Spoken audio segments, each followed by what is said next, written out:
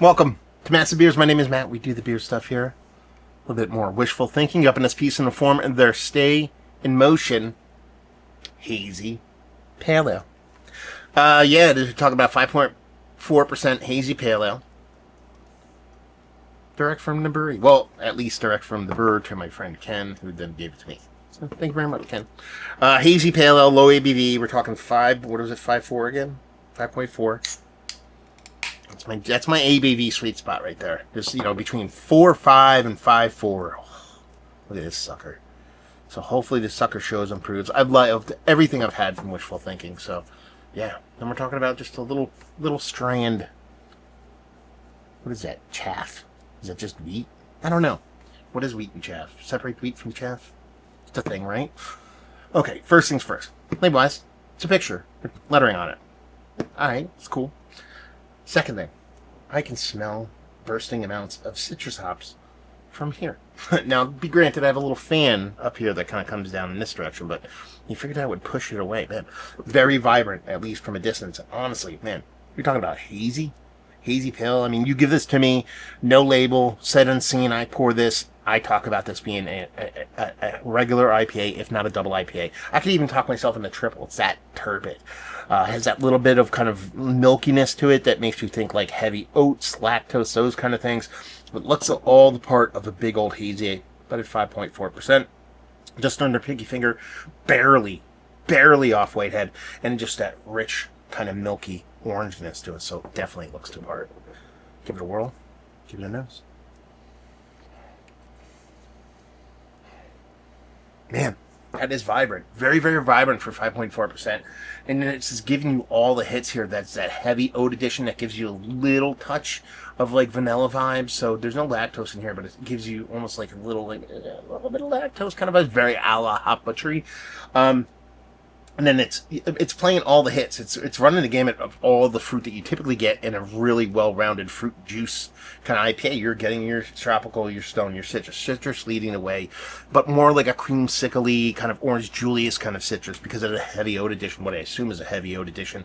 And then, running through those citrus, getting into that pineapple from the tropical side of things, bridging you over to that with that nice kind of almost like sweeter, overripened kind of melon vibes for me. Obviously, like usually like mango, but also like a nice sweetened, overripened kind of honeydew kind of vibe to it, and then a touch of those kind of stone fruits. So you're getting all the hits here, but it's very much citrus leaning. But with that, what I perceive as a heavy oat addition on the nose, it just has this little bit of touch of vanilla lactosey thing going on, which has me all kinds of hot and bothered, especially at 5.4%.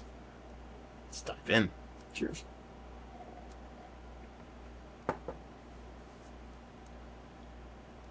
That's delicious. That's absolutely delicious. It's giving you everything you could want from a really well done. I was going to say solid. It's better than solid. Really well done 7% IPA at 5.4. I mean, it lacks a little bit of alcohol punch to it. Okay, and I say that for a reason because when you drink it, you're getting all the emphasis from the ingredients and mouthfeel, which is probably the most important thing, to make you think it's 6.5%, 7%.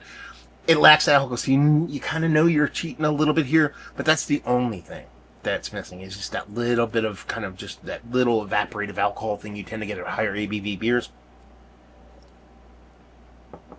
And I will tell you this, the hardest thing to pull off, I think, at these low ABV beers is a real sultry mouthfeel to it. We're getting a real sultry mouthfeel, and this one definitely has it. The less alcohol you have, that mouthfeel is harder to kind of replicate, and this is giving you all that without being chalky and heavy on the palate. I could drink a 4-pack of these easy. I'm not calling it a session beer. It's too aggressive from the hop side of things. The mouthfeel is rich, so I'm not saying session, but 4-pack of these go down very, very easy.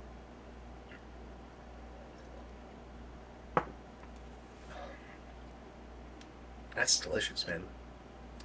It's probably a step down. If we're going to talk about really nitpicking here, it doesn't bring the exact 2x4 to the face that the nose does. I did not expect that. 5.4%. It's going to be a slightly smaller, and we're talking slightly. Mouth feels great. Looking at it, you thought it would be a little bit thicker, but again, it's not going to be confused with thin by any stretch of imagination, especially at 5.4%. All those fruits are there. Definitely more citrus in the mouth and everything else, but are all there. A little bit tempered based off of what the nose gives you. But again, we were thinking that this is fantastic. This is S tier stuff, especially when you talk about the ABV.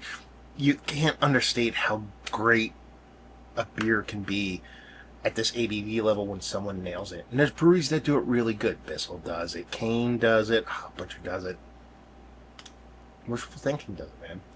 Yeah, this is absolutely fantastic. You know, and I said it from the get, so it's not like a secret. This is my wheelhouse. I am team low ABV all day, and this sucker is exactly what I want in my life at 5.4% in a hazy IPA.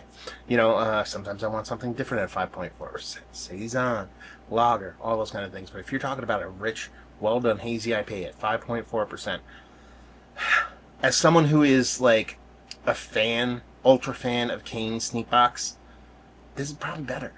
It probably is. And to me, that is like Merriam-Webster Dictionary, 5.4% hazy pale. That, to me, for me, I live in Jersey. It's readily off the shelf. It's always in my rotation. So for me, if you live somewhere else, you probably have a different one. But for me, that's that. So, you know, if we get to the point where if you like what we like this, if you like low ABV haze, there's no way you don't like this. If you do, then you got a weird can or something went sideways, because this sucker is absolutely effing delicious. I don't know what else I wanted to say. It's just that good. They're opening a new tap room, and it's closer to me than their brewery, so I'm excited for that. Very, very excited. So, yeah, I don't know what else you want me to say other than this is one of the better hazy pales I've had. It was like, yes, Mount Rushmore said absolutely. It's on the Mount Rushmore of low ABV haze. Let's put it that way. Like the whole thing. Value and availability, don't know. Ken gave it to me, so it's small brewery canning. They're probably closer to $20, 18, 7. Probably, I'm guessing $18, give or take. Not gonna hate on that. Small breweries doing good things. Yeah. And leave you with, if you like, well, wait, like this, like I already said, brewery only. And if you like this, if you like haze, you'll like this. Nah, skipping around on things. Hopefully you enjoyed the review. Massive Beers, if you want to check me out doing the social media stuff, Beer Massif on the podcasting stuff. And yeah, Wishful Thinking. Have you been to the brewery? Have you had their beers? Have you had this beer? Let's talk about this, all that stuff, any of that stuff down below. Hopefully you guys enjoyed the review. Hopefully you're enjoying a little bit of ABV haze right now. Hope to see you next time. Cheers.